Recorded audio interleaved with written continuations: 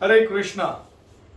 काफी सारे एजेंट और कैंडिडेट्स ये कंफ्यूज रहते हैं या थोड़े डायलेमा में रहते हैं कि माल्टा का वर्क परमिट का एक्चुअल लीगल राइट प्रोसेस क्या है, डॉक्यूमेंट्स कब कब कहाँ कहाँ चाहिए होते हैं, पीसीसी चाहिए कि नहीं चाहिए, और मतलब लीगल वे क्या है इसका। तो आज हम इसका एक लीगल वे समझते हैं जिससे कि आपके पास पूरी क्लैरिटी होगी कि माल्टा वर्क परमिट में, माल्टा में, इंडिया में कहां कहां क्या क्या स्टेप्स होते हैं और किस किस स्टेप्स पर पैसा लगेगा, किस स्टेप पर क्या डॉक्यूमेंट्स लगेंगे और वो स्टेप में कितना टाइम लगेगा। आज वो पूरी चीज समझते हैं माल्टा वर्क परमिट। मतलब इस एक वीडियो में माल्टा वर्क परमिट का कंप्लीट प्रोसेस और लॉजिकल लीगल ऑफिशियल हम आपके साथ क्लियर करेंगे। आपके साथ आज ये 7 स्टेप्स का प्रोसेस है। तो अब हम ये समझते हैं ये 7 स्टेप्स क्या हैं। माल्टा रिक्रूटमेंट प्रोसेस। अब माल्टा में अगर रिक्रूटमेंट प्रोसेस है तो मतलब मेनली 2 लोग हो गए जी। एक कंपनी जिसमें नौकरी है, जिसमें नौकरी करनी है, और एक कैंडिडेट जो इस नौकरी के लिए जा रहा है। तो 2 ही लोग हो गए। कंपनी को आदमी चाहिए, आदमी को कंपनी चाहिए, इन 2 लोगों ने मिलना है। अब इन 2 लोगों के बीच में जो प्रोसेस होता है हम वो पूरा का पूरा प्रोसेस समझते हैं। अब ये तो वो कंपनी है जिस कंपनी को एम्प्लॉइज या कैंडिडेट्स चाहिए। अब इस कंपनी को नहीं पता कि दुनिया भर में कहां कहां से कैसे कैसे लोग लेकर आए। ये अपने काम में तो एक्सपर्ट हैं लेकिन इनको रिक्रूटमेंट नहीं पता कि प्रोसेस क्या होता है और कैसे लोग आते हैं। तो इन्होंने क्या करा, इन्होंने माल्टा में जो एक रजिस्टर्ड एजेंट्स हैं, जो गवर्नमेंट अप्रूव्ड एजेंट है माल्टा में, उनके साथ अपना एक एग्रीमेंट करा। जब कंपनी माल्टा रजिस्टर्ड एजेंट को ये बोलती है कि मुझे एम्प्लॉइज चाहिए और पर वो एम्प्लॉइज आप अपने वीजा पर लेकर आओ, आप उनका प्रोसेस करो, आप उनकी टेक केयर करो, तो उस केस में ये कंपनी माल्टा की रजिस्टर्ड एजेंट को देती है डीओपी।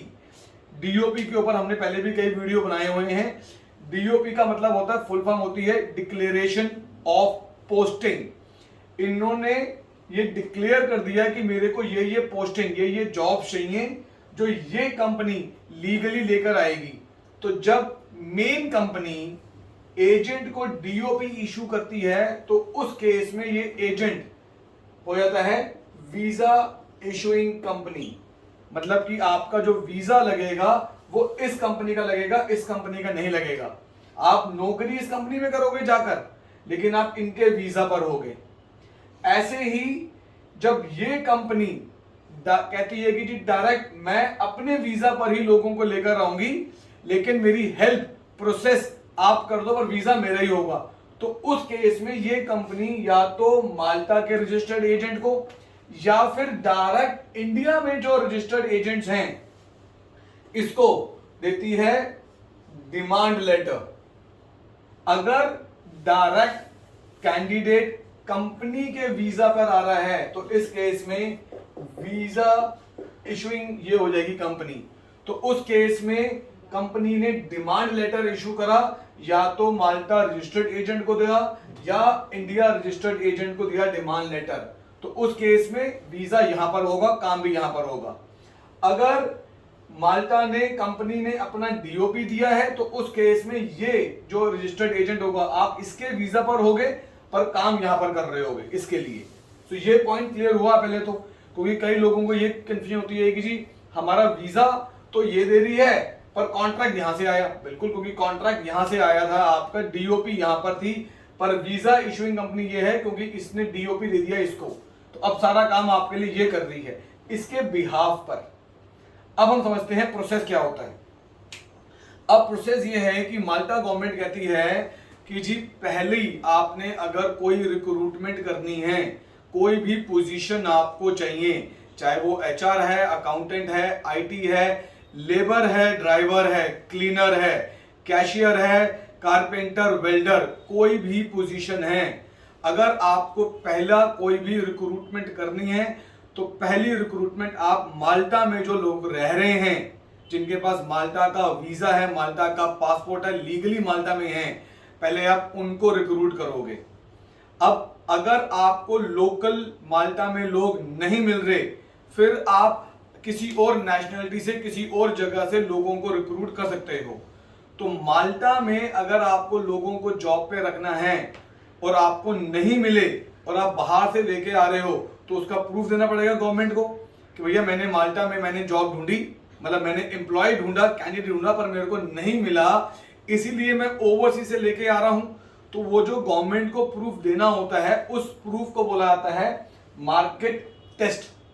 तो 2 हफ्ते तक, 1 हफ्ते से 2 हफ्ते के बीच में ये होता है मार्केट टेस्ट। इस मार्केट टेस्ट में क्या होता है, इसमें ये कंपनी या ये कंपनी, जो भी वीजा इशुइंग कंपनी होगी, वो मार्केट में ऐड डालेगी। हम एग्जांपल ले लेते हैं ड्राइवर का।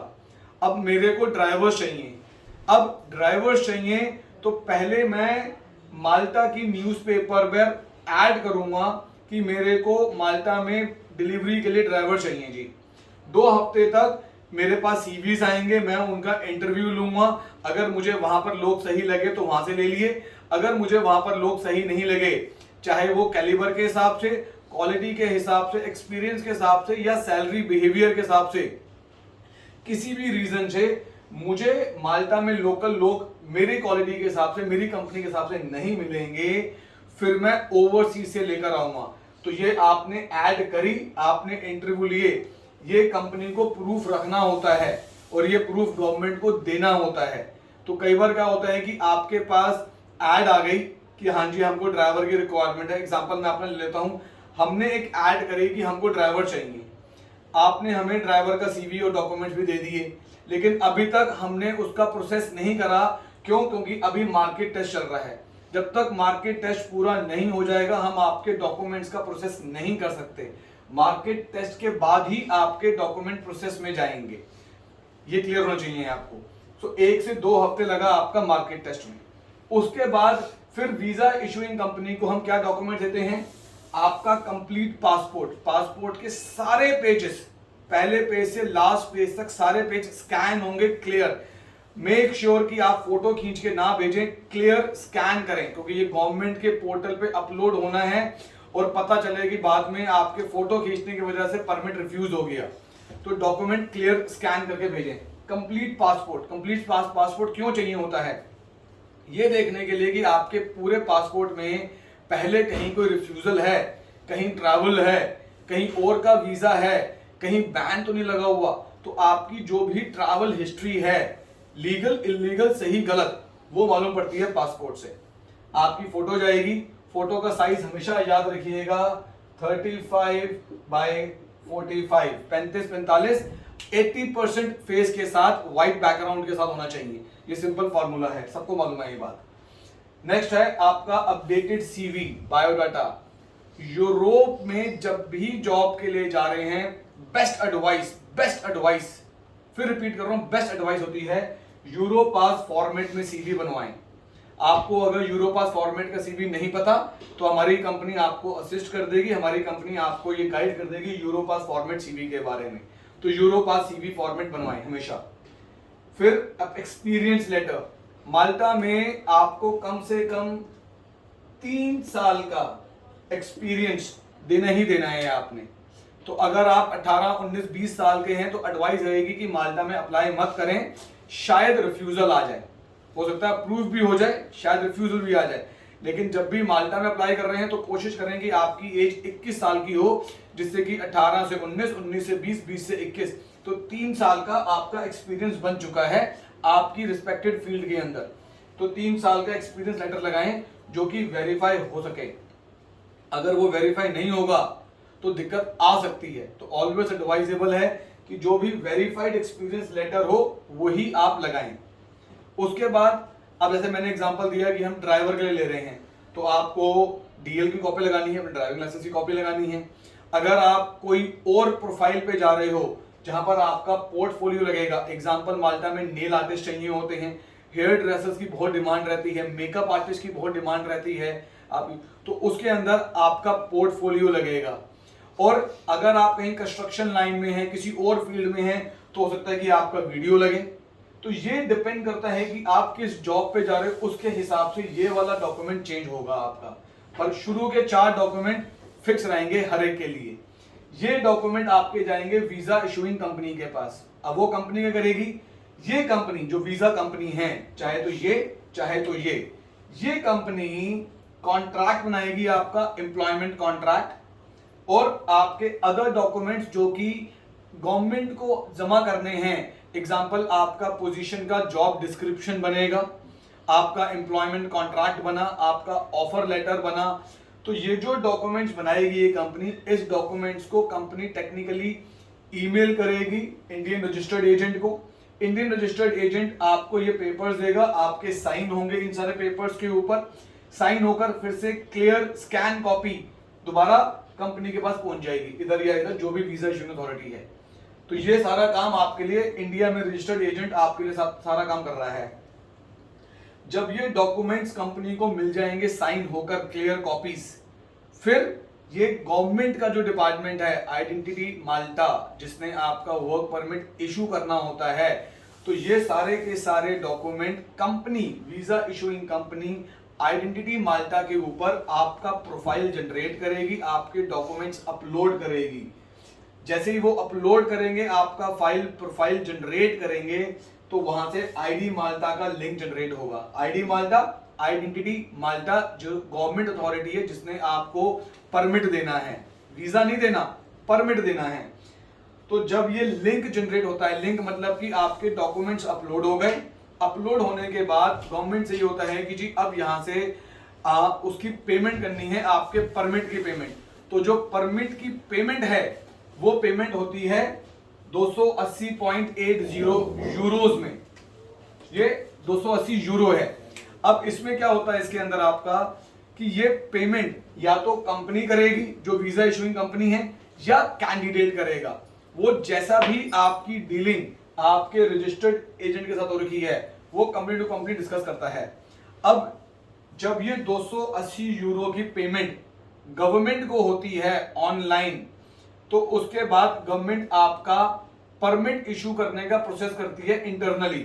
उस केस में ये सारे डॉक्यूमेंट्स, आपके डॉक्यूमेंट भी, कंपनी के डॉक्यूमेंट भी, मार्केट टेस्ट भी, ये सब कुछ गवर्नमेंट वेरीफाई करती है इंटरनली। इसको वेरीफाई करने में गवर्नमेंट को 3 हफ्ते से 8 हफ्ते के बीच में लग जाते हैं। अब किसी का 3 हफ्ते में परमिट आ गया तो क्या बोलेगा जी मेरे तो 3 हफ्ते में आ गया, तुम्हारे 5 हफ्ते हो गए तो परमिट ही नहीं आया। यस, गवर्नमेंट के अंदर है, ऑनलाइन लिंक है, आप ऑनलाइन कभी भी जाकर वेरीफाई कर सकते हो, आपको उसमें दिख जाएगा कि क्या स्टेटस है। तो किसी केस में लगेंगे 3 हफ्ते, 5 हफ्ते, 6 हफ्ते, 7 हफ्ते, 8 हफ्ते। इन सम केसेस थोड़ा ज्यादा भी हो सकता है, बट इन जर्नल 3 हफ्ते से 8 हफ्ते के अंदर अंदर आपका अप्रूवल इन प्रिंसिपल लेटर आ जाएगा। ये जो अप्रूवल इन प्रिंसिपल लेटर होता है इसी को ही वर्क परमिट बोला जाता है। तो अप्रूवल इन प्रिंसिपल का मतलब आपका वर्क परमिट आइडेंटिटी माल्टा ने आपको इशू करके दे दिया। अब इसकी जो वैलिडिटी है अप्रूवल इन प्रिंसिपल की, इसकी वैलिडिटी होती है 180 दिन की। 180 दिन के अंदर अंदर आपको अपना वीजा लेना है और आपको ट्रैवल करना है। ठीक है जी, ये क्लियर होना चाहिए कि 180 डेज में ही इसकी वैलिडिटी है, उसी में आपको अपॉइंटमेंट लेनी है, अपना वीजा अप्लाई करना है, वीजा लेना है और वीजा लेकर ट्रैवल भी करना है। तो अप्रूवल इन प्रिंसिपल के बाद हमारा नेक्स्ट स्टेज होता है अपॉइंटमेंट लेना। अपॉइंटमेंट या तो सीवीयू देगा। सीवीयू क्या होता है? Central visa unit, CVU, this is central visa unit. सेंट्रल वीजा यूनिट आपको देती है अपॉइंटमेंट, ये माल्टा से मिलती है डायरेक्टली। अगर माल्टा से सीवीयू की अपॉइंटमेंट नहीं मिल रही है तो आपको अपॉइंटमेंट देगा वीएफएस इंडिया के अंदर। अब या तो वीएफएस की अपॉइंटमेंट है या सीवीयू की अपॉइंटमेंट है। तो लेट्स टेक एन एग्जांपल कि वीएफएस की अपॉइंटमेंट है आपके पास। अब जब वीएफएस की जिस दिन की भी आपको अपॉइंटमेंट मिलेगी, उस अपॉइंटमेंट से पहले आपको अपने वीएफएस की एम्बेसी की जो चेकलिस्ट है वो प्रिपेयर करनी है। सबसे जरूरी चीज ये है। ये सारा काम कौन कर रहा है? ये सारा मैक्सिमम काम ये कंपनी कर रही है जिसने आपको वीजा देना है। ठीक है जी, तो परमिट निकालने का मैक्सिमम काम ये कंपनी कर रही होती है। उसी ने मार्केट टेस्ट करा, आपने डॉक्यूमेंट दिए तो आपके डॉक्यूमेंट के बेस पर contract, offer letter, job description, other documents तैयार करेगी। आपके सारे डॉक्यूमेंट्स के बेस पर आईडी माल्टा में लिंक जनरेट करेगी। आईडी माल्टा में लिंक के बाद ये पेमेंट होगी। पेमेंट के बाद अगर गवर्नमेंट कुछ वेरीफाई कर रही है, कुछ क्रॉस चेक कर रही है, तो वो कंपनी से कर रही है। तो अभी तक अप्रूवल इन प्रिंसिपल तक का सारा काम ये कंपनी कर रही है। जिस दिन आपको ये अपॉइंटमेंट मिल गई, इनफैक्ट अपॉइंटमेंट भी आज की डेट में कंपनी ही दिलवा के दे रही है, या तो ऑनलाइन वीएफएस की वेबसाइट से ले लो या कंपनी ही आपको दिला के देती है अपॉइंटमेंट। अब जब ये अपॉइंटमेंट मिल गई, इसके बाद का जो प्रोसेस है ये सारा आपके हाथ में है। जो सबसे ज्यादा जरूरी, सबसे ज्यादा इंपॉर्टेंट है वीजा के लिए, क्योंकि परमिट तो आ ही जाएगा, इंपॉर्टेंट वीजा है। आपको परमिट नहीं चाहिए, आपको तो वीजा चाहिए। तो परमिट तो एक स्टेपिंग स्टोन है आगे बढ़ने के लिए। जैसे कि पासपोर्ट आ गया, मतलब वीजा आ गया, परमिट आ गया, मतलब वीजा आ गया, अभी परमिट आया है। अब है जरूरी चीज जो आपको समझ आनी चाहिए, वेरी वेरी इंपॉर्टेंट, एम्बेसी या वीएफएस की चेकलिस्ट, ये इंपॉर्टेंट है। पहली चीज एप्लीकेशन फॉर्म। ट्रस्ट मी, पिछले इतने सालों के अंदर हम ये एप्लीकेशन फॉर्म एजेंटों से भरवाते हैं, स्टूडेंट्स कैंडिडेट से भरवाते हैं, और जब भी हमारे पास वेरीफाई के लिए आता है कि हम डबल चेक करें जाने से पहले, तो 99 पढ़े लिखे बच्चों को बता रहा हूं, उनके फॉर्म भी हमें एडिट करने पड़ते हैं। उनको बताना पड़ता है कि यहां पर ये आपने फील्ड छोड़ी हुई है या यहां पर गलत लिखा हुआ है। तो ये बहुत इंपॉर्टेंट है एप्लीकेशन फॉर्म। ये आपको बहुत अच्छे से पता होना चाहिए कि ये एप्लीकेशन फॉर्म में कहां पर क्या फील्ड भरनी है। कोई कंफ्यूजन, कोई दिक्कत हो तो हमसे पूछें, हम बताएंगे, हम गाइड करेंगे, हम हर चीज आपको गाइड करेंगे आपके साथ। लेकिन ये जरूरी है एप्लीकेशन फॉर्म की एक एक फील्ड, क्योंकि एम्बेसी ने यही फॉर्म सबसे पहले पढ़ना है, समझना है। एम्बेसी ने, ये एम्बेसी का फॉर्म है, ये आपके मेरे घर का फॉर्म नहीं है। तो अगर एम्बेसी ने खुद अपना एक डॉक्यूमेंट इशू करा है, तो इसका मतलब वो डॉक्यूमेंट तो बहुत ध्यान से हमें भरना पड़ेगा। तो वेरी वेरी इंपॉर्टेंट। फिर आपकी फोटो लगेगी, same I have already explain you. 35-45 का साइज फोटो का, 80% फेस के साथ, व्हाइट बैकग्राउंड, विदाउट एनी चश्मा, विदाउट एनी ज्वेलरी, आपकी फोटो। आपका पासपोर्ट, अब पासपोर्ट मतलब आपका ओल्ड और new, old and current passport. अगर आपके पास पुराने पासपोर्ट्स हैं, 1, 2, 3, कोई भी पुराने पासपोर्ट, तो सारे पासपोर्ट लगेंगे, और जो करंट पासपोर्ट वो भी लगेगा। अगर एक ही पासपोर्ट है तो एक ही पासपोर्ट लगेगा आपका। तो जितने पासपोर्ट हैं वो पासपोर्ट लगेंगे। पासपोर्ट की कॉपीज, कंप्लीट पासपोर्ट की कॉपी होगी। यहां पर भी कई लोग पूछते हैं, सर फोटो कॉपी जो करानी है ब्लैक एंड व्हाइट कराएंगे, कलर करवाएं? उससे कोई फर्क नहीं पड़ता, आप ब्लैक एंड व्हाइट कराएं या कलर कराएं, फर्क क्या है आपकी प्रेजेंटेशन के ऊपर। अब मैं रोज भैया शेव करनी है, नहाना है, तैयार होना है, सूट वूट पहनना है, ऑफिस जाना है, what is this? This is your presentation. तो आप अपने आप को कितना प्रेजेंटेबल रख रहे हो ये आप पे डिपेंड करता है। हम कलर कराएंगे तो वो एक अच्छी प्रेजेंटेबल है, अच्छी प्रेजेंटेशन है। ब्लैक एंड व्हाइट कराएंगे वो भी, उसको मना नहीं है बेसिक की ओर से, वो भी एप्लीकेबल है। बट हम कहते हैं कलर कराओ, एक अच्छा लुक एंड फील आता है आपका। तो जो आप पासपोर्ट की कॉपीज करवाएंगे वो नोटरी होनी चाहिए इंडिया से, रिमेंबर, कंप्लीट पासपोर्ट का हर पेज नोटरी होना चाहिए। थर्ड आया ट्रैवल मेडिकल इंश्योरेंस। शेंजन की जितनी भी एम्बेसी की चेकलिस्ट है, उस चेकलिस्ट के ऊपर कुछ कंपनीज हैं, उन्हीं कंपनी से आप इंश्योरेंस ले सकते हो। ऐसा नहीं है कि आप किसी भी कंपनी का इंश्योरेंस ले लो, विच इज नॉट एक्सेप्टेबल। जो लिस्टेड कंपनीज हैं शेंजन के अंदर, सिर्फ उन्हीं कंपनी से हम इंश्योरेंस ले सकते हैं। और वो जो इंश्योरेंस होती है उसकी अलग अलग कॉस्ट होती है, अलग अलग कंपनी के हिसाब से। बट बाय लॉ जो इनकी चेकलिस्ट पे है वो है कि कम से कम 1 साल की इंश्योरेंस होनी चाहिए, एडवाइजेबल। 30,000 यूरोज की वैल्यू की इंश्योरेंस होनी चाहिए। हम लोग जनरली आपको 50,000 यूरो की देते हैं इंश्योरेंस, लेकिन 30,000 यूरो की वैल्यू की इंश्योरेंस हो, 1 साल की हो। अभी मैं इसमें एक चीज बताऊंगा, बड़ी जरूरी चीज समझना। अभी अगला डॉक्यूमेंट क्या? अगला डॉक्यूमेंट आपकी ट्रैवल टिकट। तो अब आप जिस दिन ट्रैवल करने का प्लान कर रहे हो उस दिन की आप टिकट लोगे। कुछ लोग यहाँ पे डमी टिकट लगाते हैं, कुछ अपनी रियल टिकट लगाते हैं, तो I will not comment on this. बस इतना है कि आपके पास आपकी ट्रैवल टिकट होनी चाहिए जिस दिन आपने ट्रैवल करना है। इस पर क्वेश्चन ये है कि क्या हम रिटर्न टिकट लगाएं? नॉट नेसेसरली आपकी चॉइस है, बट वन वे टिकट पे काम हो जाता है।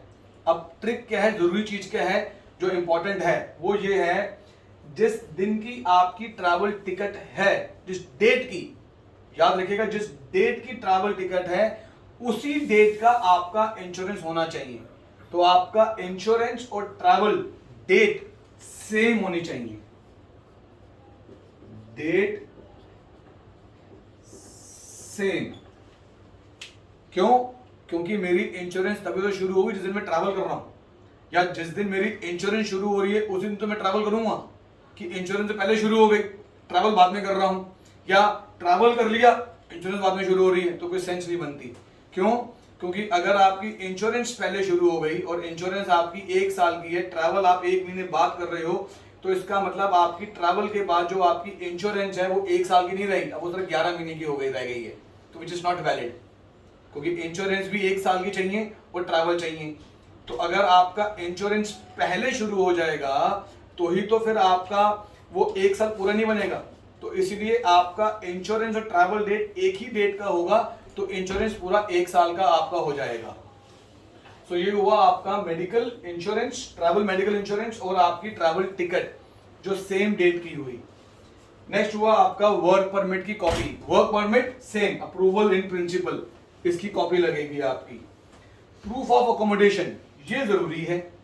प्रूफ ऑफ अकोमोडेशन मतलब माल्टा में आप कहां जाके रहने वाले हो, वो अकोमोडेशन की कॉपी नोटरी होकर वहां से लगनी चाहिए आपके पास। तो वहां पर आपके लिए एक रेंट एग्रीमेंट बनेगा, और जिसका रेंट एग्रीमेंट बनेगा लैंडलॉर्ड के आईडी की कॉपी, तो लैंडलॉर्ड का आईडी की कॉपी और आपका माल्टा में रेंट एग्रीमेंट, ये दोनों के दोनों नोटरी होकर ओरिजिनल कोरियर से यहां आने चाहिए। ये हमने पहले भी कई बार बोला हुआ है, ऐसी अगर आपको हेल्प चाहिए तो हमारी कंपनी आपको वहां पर रेंट एग्रीमेंट बनवा के भी देगी, नोटरी भी करवा कर देगी और ओरिजिनल आपके लिए यहाँ कोरियर मंगवा देगी, किसी को भी अगर ये हेल्प हमसे चाहिए तो। नेक्स्ट है एम्प्लॉयमेंट कॉन्ट्रैक्ट। एम्प्लॉयमेंट कॉन्ट्रैक्ट क्या था, यहां पर स्टेप 3 के ऊपर जो वीजा कंपनी ने आपका कॉन्ट्रैक्ट बनाया था, ये जो एम्प्लॉयमेंट कॉन्ट्रैक्ट है, आप फर्क समझिएगा, ये जो वर्क परमिट है ये गवर्नमेंट का इशू करा हुआ है और एम्प्लॉयमेंट कॉन्ट्रैक्ट कंपनी का इशू करा हुआ है। तो जो कंपनी का एम्प्लॉयमेंट कॉन्ट्रैक्ट है ये भी नोटरी होकर ओरिजिनल यहां पर आएगा। तो यहां पर वर्क परमिट जो गवर्नमेंट का, एम्प्लॉयमेंट कॉन्ट्रैक्ट जो कंपनी का, ये 2 अलग अलग इशूइंग अथॉरिटी हो गई। तो एम्प्लॉयमेंट कॉन्ट्रैक्ट भी नोटरी होकर आएगा, प्रूफ ऑफ अकोमोडेशन भी नोटरी होकर आएगा। प्रूफ ऑफ अकोमोडेशन में जो लैंडलॉर्ड होगा उसका माल्टीज आईडी भी नोटरी होकर आएगा आपके पास। इसके बाद लगेगा आपका आधार कार्ड की कॉपी। तो ये डॉक्यूमेंट सारे के सारे जब आप जमा करोगे तो ही आपका वीजा इशूइंग अथॉरिटी मतलब कि एम्बेसी डिसाइड करेगी कि वीजा नहीं देना है या वीजा देना है आपको। तो ये टोटल 7 स्टेप्स के अंदर आपका माल्टा एम्प्लॉयमेंट का कंप्लीट स्ट्रक्चर समझ आता है हमको। अगर आपको माल्टा एम्प्लॉयमेंट से रिलेटेड कोई डाउट, कोई क्वेश्चन, कोई प्रोसेस, कोई एडवाइस, कोई कंसल्टेंसी आपको चाहिए, नीचे नंबर दिए गए हैं, हमारी टीम से कांटेक्ट करें। हमारी टीम हर एक छोटी से छोटी चीज पर भी आपको गाइड करेगी, आपको माल्टा एम्प्लॉयमेंट सर्विसेज को लेकर, गाइडेंस को लेकर, कंसल्टेंसी को लेकर। आपको हमारे ऑफिसेस नोएडा में है, सिरसा में है, कुरुक्षेत्र में है, हैदराबाद में है, गुंटूर में है, गुजरात में है। ओवरसीज ऑफिसेस हमारे ऑस्ट्रेलिया में हैं, दुबई में हैं, माल्टा में हैं, क्रोएशिया में हैं। We have our own company in Malta also. तो नीचे नंबर पर कॉल करके अपना प्रोसेस शुरू करें। Thank you so much. मैं Aman Shukla, I am the CEO of the company. Hare Krishna.